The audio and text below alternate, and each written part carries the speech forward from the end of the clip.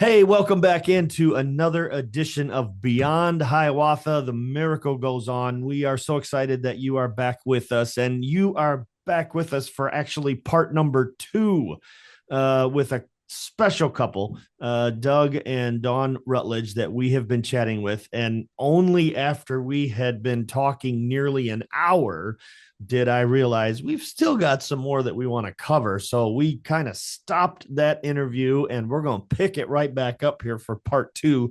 If you haven't listened to it, I'd encourage you to go back and check out how Doug and Dawn met and how Dawn gave him a false name of who she was. And she immediately knew they were going to get married. Anyways, it's quite the story. You can listen to it, but we want to kind of pick up with where things went from there. And of course, they gave birth to a ministry that is just rocking and rolling right now for Jesus and making a difference in rural America. But Dawn, while we were taking a break there, you ran to grab a quote that you actually had from Dad, and it's something that you kept and actually laminated so that you could hang on to it. So why I don't we did. start with that? Sure. Your dad was just really faithful. As you know, as many of us know, he wrote a lot of letters, Mm, typed a lot of letters, is better said. And so Selector. I was the benefactor of many, many of those letters. In hindsight, I wish I had kept them. Mm, But I did cut off the bottom of one letter mm, that he had typed out for me. And I keep it on my bulletin board just as an encouragement. I mean, I see it every day. And he just said, it is P.S. Loved your coming to see us last month. Am I still your pastor? Sure love you, and I'm so excited about all of you, Doug, and how your family are doing. Be not weary in well doing. mm, So, I mean, it was just simple, but it's just the reminder of what that means and can mean. So, Doug and I are big letter and note writers to people now. In fact, before we even knew how significant it was, we just saw the cherries last weekend at a wedding that we were doing of one of our former students that was also involved at Crossroads. And Andrew just told Doug, he's like, I still have a note that you wrote to me when I was, in your cabin and what you had said. And so anyway, those tie overs and those things are really significant and words are powerful. So I look at it because I do get weary. And mm. I don't know sometimes if that is like where that falls in the sin capacity and God's grace or where it falls in my lack of faith or not pouring into my well enough with my time with Jesus. But that's just my good reminder that I Mm. have up on my bulletin board from your dad. Yeah, So cool. that's cool. Yeah. That's definitely his signature. I Yeah. noticed that. So, so I want to pick up one of the reasons I wanted to make sure that we kept this going a little longer is because we haven't even mentioned um the greatest blessing to come out of your the two of you getting together at Hiawatha and all that kind of thing, which is Yeah. probably your three kids, and now beyond that, grandkids, Yeah. Mhm. which I am finding out is quite the source of incredible blessing. But Yeah. take us back to the kids, because they're now going to grow up um, like you grew up at Hiawatha. They're going to grow up on Crossroads Farm. Yeah. This is going to be a year long experience for them. So just give us a little bit on where things were when when the kids came along, and even you could probably see Crossroads Farms developing as they continue to grow up and grow older. How do you want to This go? is such a this is such Yeah. a loaded world story. I'll start this way. Okay. I'm gonna turn the camera on my wall. Oh, There are pictures of my daughters in our ministry here. Now you can't really see it, it's not very clear, but this is significant. So if you are a parent of a child who's gone through Crossroads, this is a gift that Crossroads gives to you. It's your if you're a kid. missionary staff, Yeah, yeah. if you're missionary staff, your kid at Crossroads because it's significant. Mm, And I laugh about it because, you know, it's Reagan leading worship. It's Madison with I think three or four guys. They're playing mini golf, and those guys are great stories in and of themselves. mm, But her friendship group was significant. And then Lauren, surrounded by a group of guys. which surprisingly, it was pretty much constant. She had some great friends, and they were almost always guys. So I just thought I'd show that because that's a reminder for me every day that I walk into my office how significant ministry is generationally. It just is. It just bears a different kind of fruit. So Yeah. So where is Crossroads Farms, for instance, when Madison comes along? Yeah, I wanted to I wish I step had into that that picture. because yeah, we've got some cool stories to tell about it. But leaving Trinity was so significant because I had transitioned from rural is best or tribal missions is best or to wow, can God accomplish a lot with resources in suburbia? Like, Mm, oh my goodness, look what we get to do yeah. because it is a whole sect of ministry. I mean, that is a powerful sect of ministry. And Ingham County students, man, I still love those hundreds and hundreds of kids and can tell you their names the second. And then God said, go to the middle of nowhere. And although we wanted to do whatever it took, now we have a 3-year-old and a 1-year-old. Lauren had not been born. So Madison was 3, Reagan was 1. Mm, And we were in a church that was amazing. They had children's ministry off the charts. They had music ministry and acting. And man, we wanted our girls to like experience all those opportunities. And I'm taking them home. mm. And that how we got to home. Crossroads has a podcast called Homegrown podcast. It tells our start. It's only like 11. Shameless self-plug. So sure. But That's there's only fine. That's 11 of good. them. Yeah. But it Good, tells good. about the beginning of it. Only the first 17 years. But to recognize that God took us back home was completely humbling. And then with kids, and then like, oh great, we're screwing our kids and taking them to the middle of nowhere. Mm, First of all, to come back here to Hillsdale, we didn't just land here because it was comfortable and home. We landed here because it was excessive need. So when we came back to Dawn's hometown, it was because drug abuse and alcohol abuse and teen pregnancy and suicides were Some of the off the highest in the charts nation. Yeah. in this county.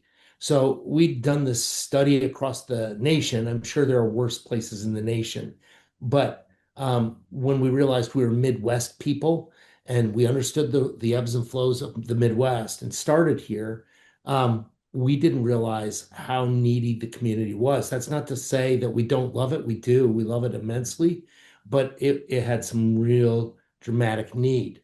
So to move back here after, doing a study, Dawn actually said, there's no way I'm going back home. Not because she was saying there's no way I'm going back home, but she was a little surprised that God was going to send her back home to be a missionary here. And that's pretty significant in rural communities. Yeah. sure. You got to have some roots. Yeah. So where Had are to our be kids? a Yeah. had to be a bit of an adjustment for you, Doug. I'm thinking because you Oh, are you are at this point in time a city boy, oh, And and sometimes a absolutely. pretty big city. Yeah. Yeah. The towns kept on getting smaller and smaller as I developed in ministry. So I was in Detroit, then I was in Miami, then I was in Lansing, Yeah. then I moved to Reading. So I make jokes about it all the time. Reading was so small that they changed the population sign when we moved in. And people they think I'm joking. I'm not. And it's the Johnny Carson thing. This town is so small. Yeah. How small is How it? small is it? Yeah, that the Halloween parade goes around the block twice. And people think I'm joking. No, they go around the block twice. There's no good candy left the second time around, Yeah. but that's really Uh, true. I yeah. would say what God did though is everything that our family needed. So it's just I like to call it the sin of Eve. So I don't know how the rest of the women are, they're listening to the podcast or how the men are listening to the podcast. But for me, like Eve had it all, but I don't think it's good enough. I think there's more. Like I don't trust it. So I'm going to take matters into my own hand. Mm, And I feel like that's something that I have to wrestle with. I don't know why I haven't learned it. I'm way better, but I'm still learning like, are you sure, God? Because maybe this might be better, or maybe this, that trust that do I really trust God with everything? yeah. And when we started Crossroads, we had to trust him with everything because we had nothing.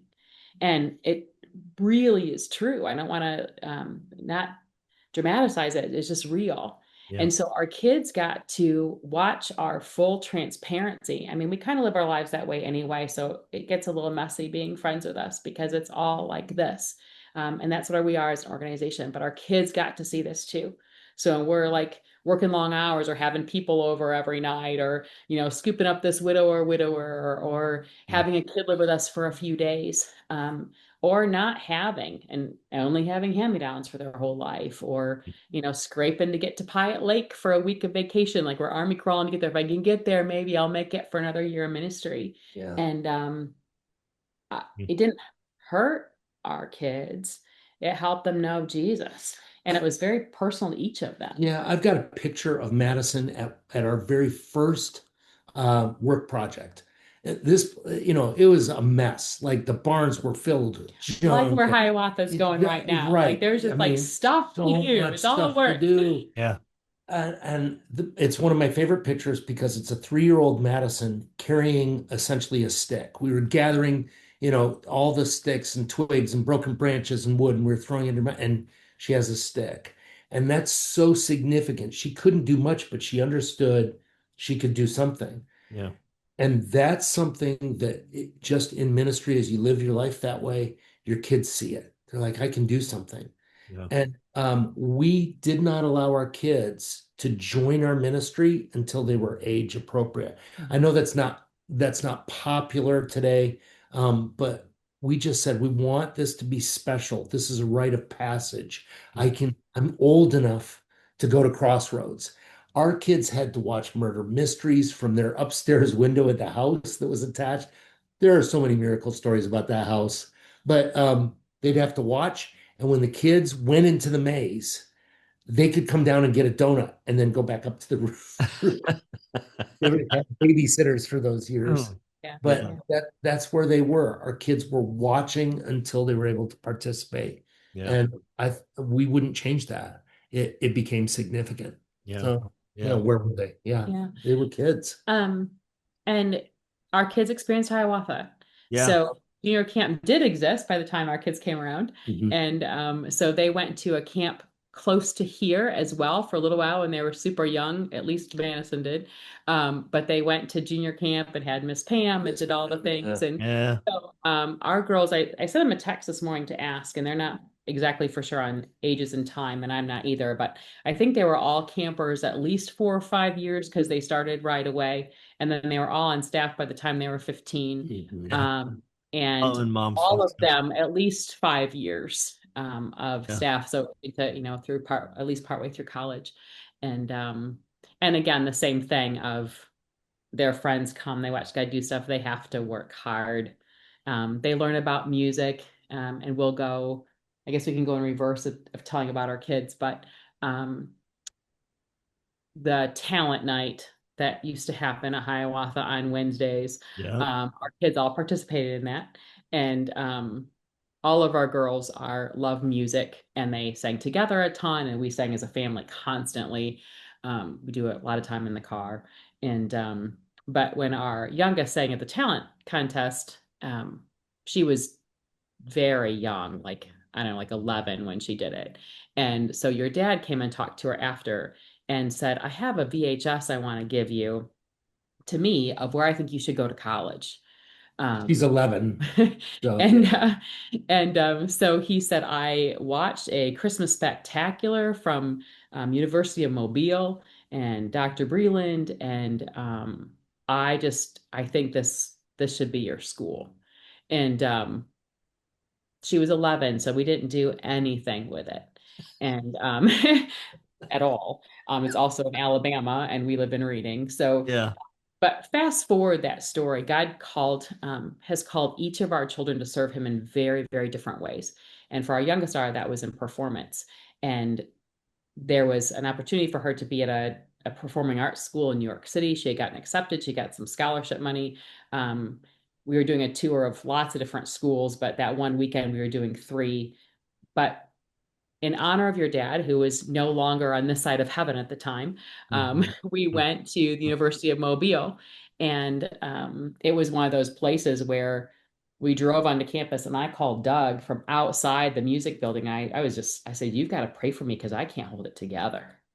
Like She just said, we drove in and I feel the presence of God here.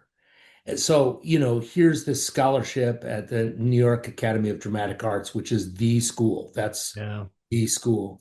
And the contrary is the University of Mobile, and she can't pull it together. And Yeah. we get there, and we didn't have a meeting scheduled with Roger. And for some reason, he pulled us into his office and talked to Lauren and said, if you were my granddaughter, there's no way I'd let you go to New York City. And she shared her conviction about Ironically, performance. his granddaughter is in New York Yeah, City. that's true. That's true. That's very true. Now that's Yeah, hilarious. yeah. I never thought about that. Um, so again, not to belabor this point, but he texted her several times over the visit and while we were in New York and just saying what he was praying for specifically. And God ended up putting her there, which gave her the opportunity to sing with voices Yeah. and do a lot of travel, international and national. And now, I mean, she is the place where God wants her to be. She's in New York City. She is doing performance. But one of the really cool side things that again spans generations, because God can do that, and especially does that with music, is with the Brooklyn Tabernacle. Yeah. And I, Yeah. the choir at Hiawatha, I don't want to say back in the day, but when John Oh, it's a Dove back was in the day directing it, thing. Yep. man, I mean, I was like, I could barely breathe. I was like fighting back tears because he was so strict. I mean, we had to like work our flipping tails off in the choir to make sure everything was perfect. And we were singing those songs that changed everything Yeah. because it was written from a place of miracles and conviction and passion um and then they kept happening. And Lauren, I don't, she may have gotten a year or two of choir. Some of the things had changed by the end, but certainly grew up because Doug was a speaker. And so got to hear some of those earlier days when she was younger. And we played Brooklyn Tab music at our house. And anyway, long story short, she's now singing in the Brooklyn Tabernacle Choir Yeah. every Sunday. And some weeks she said, I go to practice on Wednesday nights. And sometimes on Wednesday nights, the whole thing that we do is pray and worship. We don't do a bit of practice. Oh. And just then she said, and then we get there on Sunday and everybody has their own microphone and God just shows up. So that's how God used reading has nothing. I'm going to put those in quotes. And then, hey, look, let me call your child here. And we had community theater and people that loved and poured into our kids in powerful ways that probably wouldn't have happened in suburbia because everybody has opportunity. But here it's smaller and people can be aware and they knew we needed help and people to Yeah. love and to babysit and to do stuff. So for our youngest, that was that one. Yeah, yeah, it's been incredible. So, as far as Lauren goes, it's visible. It's a visible thing, and both she and Madison live in New York City with Benjamin, Madison's husband. Madison said, we live in the belly of the beast. This is where we live. Mm. But what they've discovered is that ministry is so rich. People really do desire a relationship with the God they don't know. They Yeah. just They don't know. They don't know what they don't even know they need him. Right. Mhm. Yeah. This is life, and it's this is what I've got. And then Yeah. to be exposed to people who live on a different plane has been significant. Yeah. Um, We can go to Madison. yeah, There. well, I mean, We'll go back to right. all right, we can do that. Well, Yeah. let me just, before we jump off this topic, say I got a handwritten note from Madison. Mm, It's been probably a couple years. I still have it. mm. But the note was that she had attended the Brooklyn Tabernacle Yeah. and she had heard the choir, and it reminded her of Yeah. the staff, and she was just writing to say, hey, thanks. Didn't realize how this would. Well, then back in March, I got a text that I have kept. And it says, hi, I wanted to reach out to you because I've recently received an invitation to join the Brooklyn Tabernacle Choir. Of course, Hiawatha was my introduction to their music, and now I get to be a part of that. God has been so gracious in guiding these steps. Thank you for being one of the people who showed me a whole new world of music. This is Lauren Routledge, by the way. Not sure if you have my number. I have appreciated getting both of those notes in relationship to to Brooklyn, because there's no doubt for a number of summers, if they came out with a new book or recording, it was what we were doing the summer in Hiawatha. No doubt about it. So it's very cool to see that they have latched on to the original Brooklyn. Well, I think it's interesting, right? So one of our fears in moving to the middle of nowhere was there aren't these opportunities. And, at an early age, Lauren was gonna do something, yeah, with music. Okay, from here, you don't. And Madison was going to do something, who knows, big, world changing, whatever that is. Environmental. And we didn't know. And so we're like, okay, from here, we don't. And Reagan met her husband here and is now, really an integral part of the ministry at the mine in Cadiz, Ohio. And it's so significant. Yeah. God doesn't waste anything, and it doesn't matter where you grow up. He's got a plan, and it supersedes all. Yeah, it just supersedes all of the naysayers because everybody has that. Yeah. It's been interesting how their faith has led, though, and that's what I would say. People are afraid to let their faith lead them. And I would say that all three of our kids have allowed faith to be the steering mechanism of their life. And because of that, God opens doors. Because they're willing to honor him, he's opened some incredible doors. And, we could tell stories all day, but I don't want to bore people with stories about my kids. That seems wrong. No, but I will say that it's a challenge for us continually to trust God in obedience in all things and then let him figure it out. But you got to hang on and you can't quit. I mean, Madison's an attorney in New York City.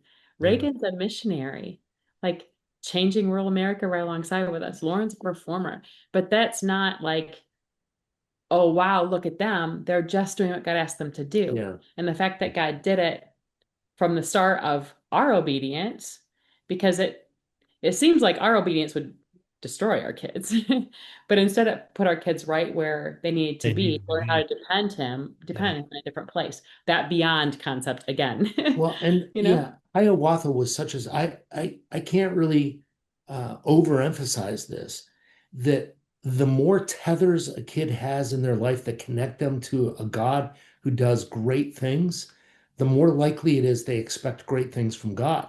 Yeah. And they live a different kind of life. I do think that, and it's not just being on staff at a camp, it's being invested spiritually on that staff at a camp. Yeah. That's mattered so significantly to them. I've watched. So Madison's husband, we've prayed for favor for our kids. Dawn said she's always felt weird about that. It almost feels like you're asking God to, play favorites. Play favorites, yeah. And we're like, no, we're going to ask. And so we've always asked, God, please show favor to our kids. And he has. Madison gets asked all the time, how'd you get here to this, New York State Supreme Court? And she says, I don't know. She's, who'd you know? She didn't know anybody. But God has given her favor. Her husband is at NYU. He's in the doctoral fellowship. There's a fabulous book written out of there. We have some time. So by Haidt, and it's called The Anxious Generation. Jonathan Haidt wrote an incredible book. It's not a Christian book, but I think it's a must read for every parent. And that's the program he's working through, at NYU. And God has given him great favor. Luke has had God give him great favor. And we pray those things. Yeah. So for Reagan, she has just been an influencer in the ministry that her husband leads in Cadiz, Ohio. And she works for our national branch. Yeah, she works for our national branch, and God is just is doing incredible things in that. That's good. Yeah. That's so good. Yeah. And the only thing is, there are those moments where you wish that God could use them a little closer to home. We have talked every time they come back, you're thrilled, and then every time they leave, it's like you go through that Ugh, I know. that little bit of You twinge of especially. pain. Oh, I Yeah, hate Uh, it. like, yeah, it's emotional. Yeah. It's sometimes, your kids are aware of how you are as you get older. yeah, And so for our kids, they're like, we're sorry we're not at home, or, but it truly is, thankfully, there's technology now that didn't used to exist. true. Very But true. we raised our kids to go. Yeah. Not that we would be thrilled out of our minds if they lived next door. That'd be incredible. We could do family dinners. I knew how to do an everyday grandparent. I had incredible grandparents who were everyday grandparents. I knew how to do big family in the same area. But you're an everyday grandparent. It's a big deal. Yeah. But but recognizing that we have the relationship because they're following Christ there. I don't care where they go. Yeah. I mean, it's they're pretty far away. But if they were in disobedience to God, oh yeah, I mean, I'd be like reeling them back. But they're not in disobedience to God. And so again, that trust in my good father to be the good father of our kids and our grandkids, Yeah. whew, Yeah, it's a sweet spot.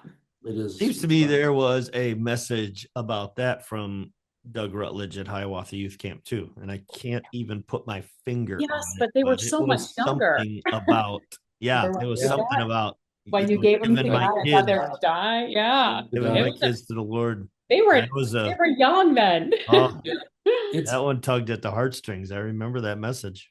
it may not have even so I think I'm not going to relive this sermon, but I think it was realizing the passage that Jacob leaned on his staff and blessed his children. Mm, There's that concept that he wrestled with God and God broke him. mm, And because of that, he's leaning on his staff as he's passing that blessing on. He had to understand the brokenness of God goes hand in glove with the blessing of God. mm, I think from our perspective, we aren't doing anything that God hasn't broken us for. mm, And I think that's why people don't do those things. There's a pain and a brokenness and a wilderness that you have to walk through. And you go through those and you think, God, are you here? Are you listening? But if you just work through scripture, that always happens. yeah. Like before he can use us, he has to break us of our pride and our energy. And with kids, that's a constant reminder. Every time Madison traveled out of the country to do something, I was like, okay, Lord, why the dangerous places? Can't you Mm, just be happy to go to Hawaii like everybody else? And yeah. that was never going to be her thing. For Lauren, same thing. It's a dark world. But even Reagan, in a small rural community, she realizes that she is a very distinct, very small voice in the middle of a lost generation. Mm. And it's so powerful to watch God do that. I don't want to talk anymore about my kids, but I do. But I'm not going to. It gets, you know, No, that's all good. It's all, and it's all part of the story. It's a huge part of the story. you- Um, that you two have created and that God has used you in. Just bring me well, first of all, I guess I'll just touch on this, Doug. You had a bit of a health scare sure. um, a little while ago, but you have recovered. I'm thinking 100% completely, and Let my wife speak to the 100%. I don't know. I was only functioning on about 75 from college anyway. So, you know, yeah, I can speak to that. And I believe that there was a grace in that too. mm, So, a few years ago, following Madison's wedding, I think it was that year. And I woke up and I just my leg was numb. And I'd had a TIA, a mini stroke, I guess is what they would term that. So I'm laying in bed and I'm lazy enough to think, I'll just sleep this one off. But then I thought the more that I laid there, I realized, this might be something. So we went in. I spent a few days in the hospital, but a full recovery. mm, Um, I'll tell the full story just so you're aware. So they run blood tests. And what they determined is that there was another existing condition, not linked at all with the TIA. And the fact that there are no results of the TIA just allowed them to run blood tests. And so I was diagnosed with CLL, CLL, yeah. So chronic lymphomic leukemia. there you go. It sounds worse than it is. Mm. Um, and I would say that it tends to be an older person's condition, blood condition. But so my doctor in Chicago that we travel to see just keeps on saying, I can't treat you if you're not sick. And he also says, you're not going to die from this. And I said, okay. I don't know how he knows that, but he just says, you're not going to die from this. It has allowed us to be more aware and more conscious, I think. Mm. Um, but the goodness of God, right? You have an insignificant 3-day event, Lets and us be because of early that, treating this it, other. it Yeah. allows you to just see where, what you need to see for the future. So it's Yeah. been good. I think that above all else, it just places the reality of my own mortality on me. And we all know we're going to die, but you, but I think we sort of think, yeah, that's never really going to happen. I mean, at some point when I'm really, really old, and I just know, living with this, and it is, and it's not, I will say, don't anybody worry. We're not, we're not worried about it. But I would just say that over the next 20 years, I know that at some point this disease will take a little more hold. And, we'll have to deal with it. That's a mortality that I think is pretty healthy.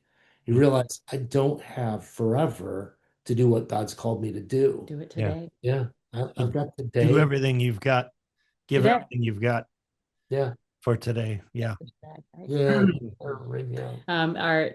Our prayer, and this actually ties into right here, our prayer that we started praying when we were first married, not knowing what it would mean. And frankly, we don't know what it's going to mean in 10, 20, and 30 years from now, but it's Lord, use everything that we have, every day that we live for as long as we live. And that's Yeah, what we pray together, so that we stay on the same page of God, use everything that I have every day that I live for as long as I live.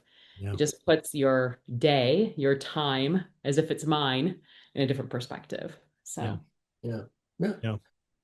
All of that's good because Yeah. we love a loving God. We serve a loving God. So just bring us up to speed as to where Crossroads is right now. You are, I know you are launching uh, campuses, and you've got dreams and visions for heading out west and all that kind of thing. So just bring us up to date. Well, when we started, we thought this was going to happen overnight, and it turns out that overnight in God's eyes is a Yeah. 1,000 years. Yeah. They're Yeah.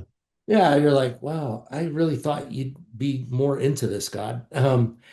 But he is because he's doing a work in us. And so we have 3 currently existing sites. They're thriving. So Crossroads Farm, the Shed, it's our teaching hospital. It's this branch in Hillsdale County. We have an incredible staff. They let us hang out with them.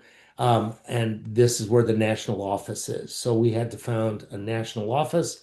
We can talk about that maybe in a minute. But the second branch that we launched was in Kalkaska. We actually launched a branch in Eckerman, Michigan, Strongs, Michigan. It was successful, but we had to learn some things. And the couple that launched it, tremendously successful, but they burned out. It's really remote up there. Mm. And so they saw kids. We learned from that.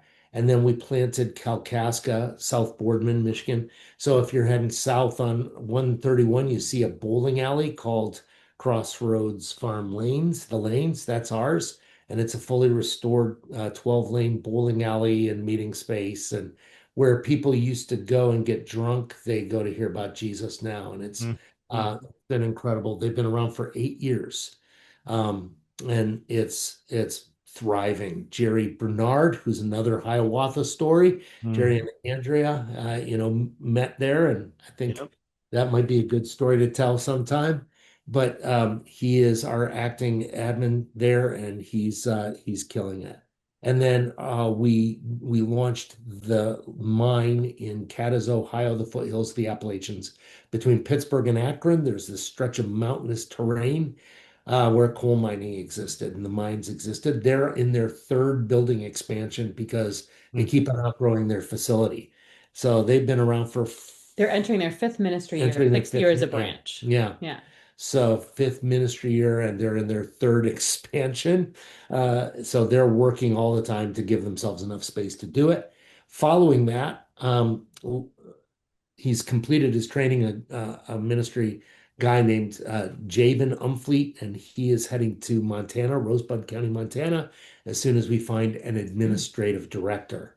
So he is one piece short of moving, and he keeps on saying, Lord, come on. He's complete and he's ready to go. And I'm going to jump in here. So that's the thing that we learned from the UP. Yeah. So our mentors have said you make your biggest mistakes in your first 5 plants. I think for us, it's going to take 6 if we count the UP, because we learned that you have to send 2 fully funded directors that aren't related, 1 ministry, 1 administrative with those bents. And one of the 2 has to be from the region that you're planting in, or you're A, never fully accepted, and B, it's too hard. Because you have to know the culture. It really is a mission field. And so that's one of the requirement priorities now in order to plant a branch. You have to qualify rural, have a person of peace, 4 churches willing to cooperate, and 2 fully funded missionaries. And those are things that we've learned in establishing the model. It's interesting, that verse that's right outside my office that says, like, write it down, make it clear, write out in big block letters so Harold can run with it. Yeah. That's not who we are. We're do the stuff. So God let us do the stuff for 17 years and survive. But now we find ourselves in a season of making sure that it's replicatable. And what does that look like? So again, back to making your biggest mistakes in your first 5 plants. Our next 2, Rosebud County, Montana, will be the smallest rural that we'll likely ever do, just because it's like thousands and thousands and thousands of miles to make a county with maybe 8,000 people in it. And then our largest role we'll probably ever do is Waupaca County, Wisconsin. The ministry director is in support raising right now to start his training to go to Waupaca. So within the next 3 years, both of those branches will be up and running. Waupaca is going to be one of those branches that just takes off and, hits 400 kids a week. But again, for us to be able to learn that large rural and small rural and everything in between, and leave that behind for bigger, stronger, faster leaders, because we know that's what God will provide. I mean, God needed us, crazy fools in faith, to start something. But the people that he will call after us will be much better. And we know that. I mean, different, because he's going to have to gift them different. It's so different to be a founder than it is to be a builder, than it is to be a grower and expander. Yeah. And so that's where we find ourselves right now, is how do we set the feet of the organization for what's next? Right. And how do we do that well? And how do we pray holiness into the next 100 years of our leaders? You have one leader that goes off the rails, man, it just crushes the organization. So how to pray holiness into our missionaries, how to pray for the resources to make it possible, how to pray for, there's just so many things that you can pray forward to in the future, because God doesn't do time. Yeah. And so we find ourselves preparing even more that foundation so it can go further faster. Yeah. Doug referenced it and you talked about it before. It's time now to set that national footprint so it can grow. Right. And so that's the campaign that we're in right now. Right now we're on top of the shed branch. So national and the shed are all in one space, and there's not enough room. Crossroads Farm, national, like the main campus, has the shed branch on it. So it'll always be here and you can see in real time what God's doing, touching it. But our national office will allow us to have the staff that it takes to support all the back office things and the real-time things, so that our missionaries are on the field can work directly with our students, and we can handle the things like the finances and the registration and the flyers and the brochures and the website and all that kind of thing. We can do that for them so they can be really focusing on the students. And that's our national building campaign that we just launched in December. Isn't it interesting that you, way back at the beginning of your marriage, you were involved in a ministry that was encompassing thousands of people with multiple staff and mega budgets that you were having to figure out because it was growing and all that kind of thing. And then you went from that way down to the beginnings of a rural ministry that would take time to get its footing and get going. But now you probably are looking back on those early days and relying on a bit of that as you now grow into this multi-campus, multi-staff ministry that is, now bigger than maybe you had anticipated. Maybe not bigger, No, different small, for yeah, different. sure. And you have, so you don't know what you don't know. That's just the bottom line. And you sort of envision what it'll look like to have multiple campuses. It doesn't look anything like that. It looks like hard work is what it looks Yeah. like. Everybody again wants to walk the Red Sea. They don't want the desert after. They don't want the Egyptians behind. I could say that 100 times. And I think for us, so we knew we were launching a missions organization. Even though there was only one branch, we knew the only sustainable model was to raise up missionaries who had a heartbeat for rural America. Now we have another challenge, and it is to bring on staff executives who see the country as rural, and they will work their way across. And God is opening those doors now. It's amazing. I told Dawn when we started, God had to do miracles all the time, just miracles, miracles, miracles, provision, interesting people that would come along and save our hide. And it's happening again. So, Montana, we were out there at Faith Chapel. This is just a great story. And we were there because we were meeting with the president from Montana Bible College. And we met with him and he said, "Why hasn't anybody else done this?" We said, "I don't know. We just decided." And he said, "I've got a couple guys you got to call." And he wrote their names down and said, "When you get out of this meeting, call these guys." Well, they were at Faith Chapel. It's the largest church in Montana. And those guys aren't usually sitting in their office. But we called one of the guys and he said, "I never have time. I got 2 hours right now. Bring lunch." So we brought lunch and we met with him. And 3 minutes into that conversation, he's texting and he said, "I'm not being rude. We just hired a guy 2 weeks ago. You have to meet him. His name's Chuck." And he brought Chuck into the meeting. And Chuck was a church planter, South Dakota, North Dakota, and Montana. And he said, "I know everybody you need to meet." We said, "Great." In the meantime, God is opening up a cross-cultural ministry through the Northern Cheyenne Reservation in a school called Colstrip. 60% of the students in Colstrip, Montana, are Native American. They're Northern Cheyenne, and so that's going to be a cross-cultural kind of ministry as well. And there's racial tension. I mean, there just is a racial factor here. Everywhere we go, we're learning something else and we're learning how to be those leaders. And frankly, Billy, it's beyond us. It's all beyond us. Yeah. We don't know what we're doing. Yeah. That sounds so weird. We don't know. Yeah, we don't You're know. just following the steps that God lights up. Yeah, like he really is laying up the next step, but we know that, our urgent prayer is just for these people to come and join us, but then also for more of this, because God's made it clear. The mission, the vision, it's clear. It really is people and people that are willing to hear God's voice and respond way back to, the still small voice of God or the small voice of God message is powerful. Like God's speaking, unstop their ears so they can hear. Yeah. And stop listening to the voices that are trying to be the loudest.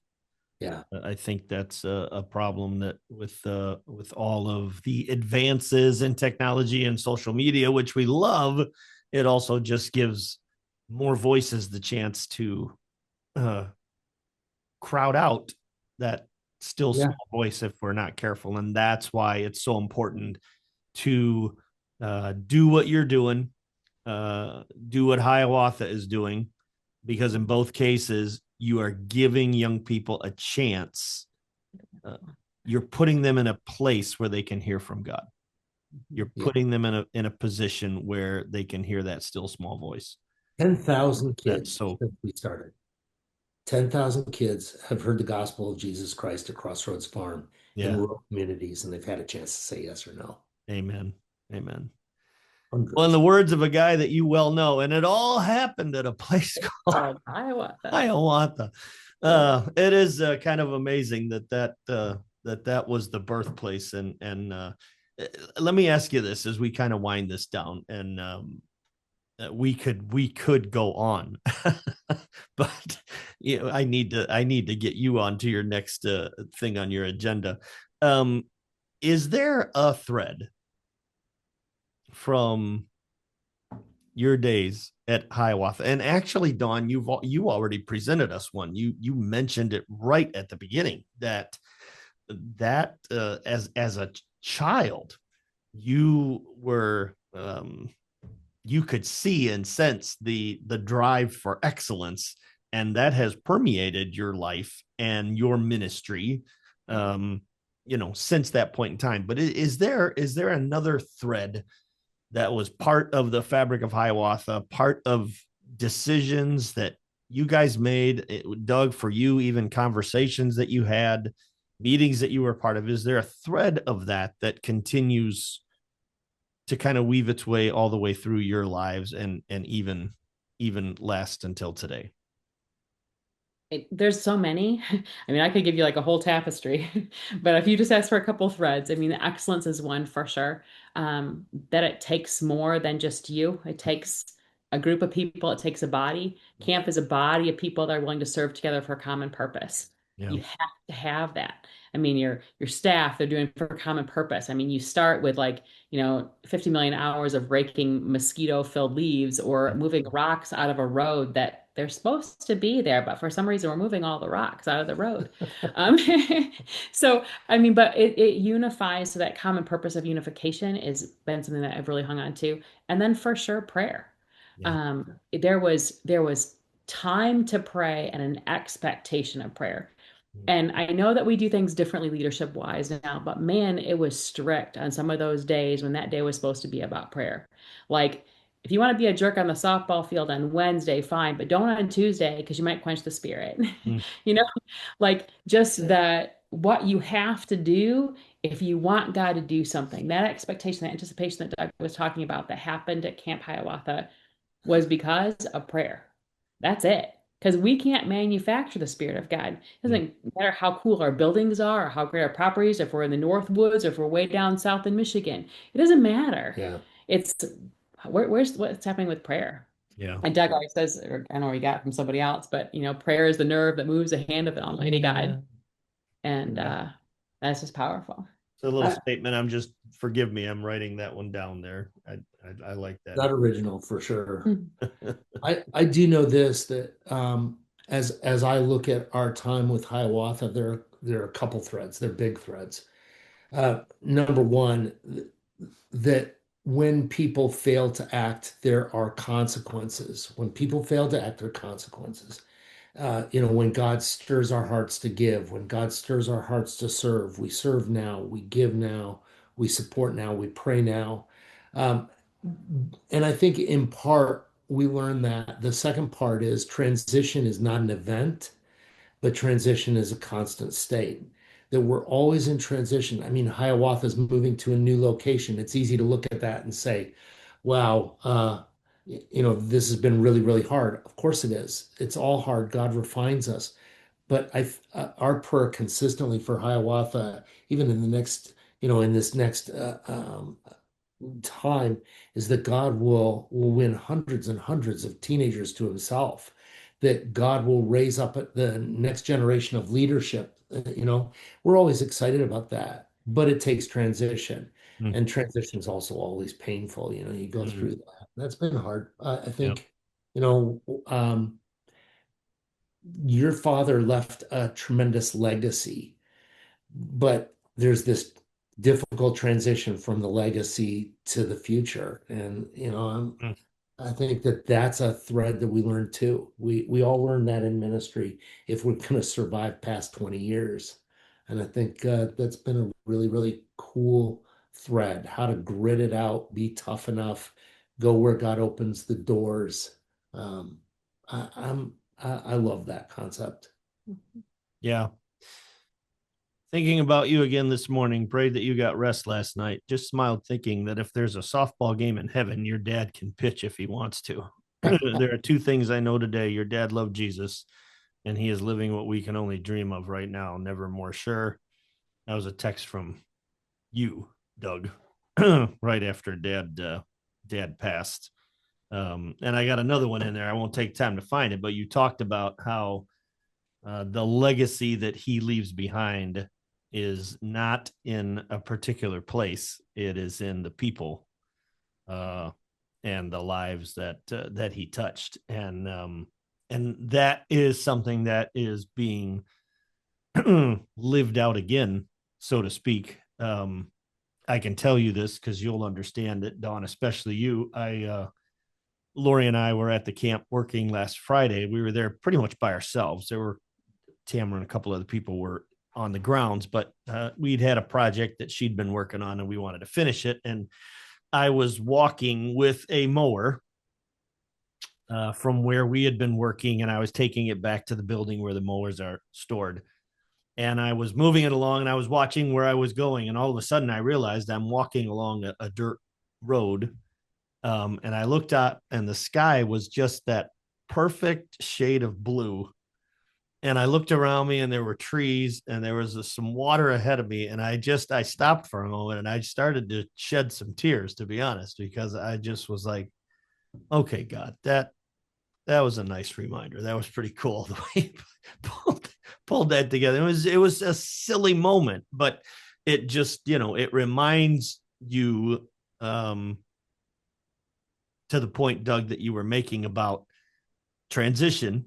Not always easy, but God is always on the other side of it, and with you through it. But if you'll just kind of rely on Him, there's bigger and better always in store, and that's pretty awesome. There is. So, I feel like this should have been a two-way conversation where we were asking you about everything, at your church and your family. No. We can do that some other time. But this has been great. It really has been good to see the both of you and chat through some of memories that are decades old, but then also to hear how God is using you in the here and now. And your kids and all that good kind of stuff. It's been awesome. So I appreciate so much you slicing out some time. And please do be in prayer for Doug and Dawn as they continue to lead Crossroads Farm. It is making a difference in rural America. And that is such an awesome thing, and so awesome that God has used them in this unique way. And as they've already heard, nobody else is doing this. It is a space and a place that they are still basically out there on their own. So keep them in your prayers. Please keep praying for Hiawatha Youth Camp. I am not sure when you will hear this, but my guess is that we are going to be right on the precipice of a new summer by the time this one comes out. And we need your prayers that God will continue to do in that place what He has done for so many decades. We are so grateful to God for all of the things that He has accomplished, for the lives that He has changed, and we are believing that the best is yet to come. So please be in prayer for us. HiawathaYouthCamp.com. Check it out. Send your kids. There might even be a few spots left open if you wanted to make it a part of your summer. And if you are able, we would love to have you donate. You can do that at the website as well, and be part, have a bit of ownership in what God has been doing for 60 plus years. We are grateful to Him for it. Hit subscribe, and that way you'll know when these next editions are coming out. And Doug and Dawn, man, our thanks. Thank you so much for taking this slice of time and being with us for 2 full episodes. Right. We really appreciate it. We love you, and look forward to seeing what God has in store for you in the future. Love you too, Doug. Thank you. Yeah. Amen. Hey, folks, make it a great day, and may God's favor, as they've been praying for their kids, may His favor rest on you. All right. Blessings.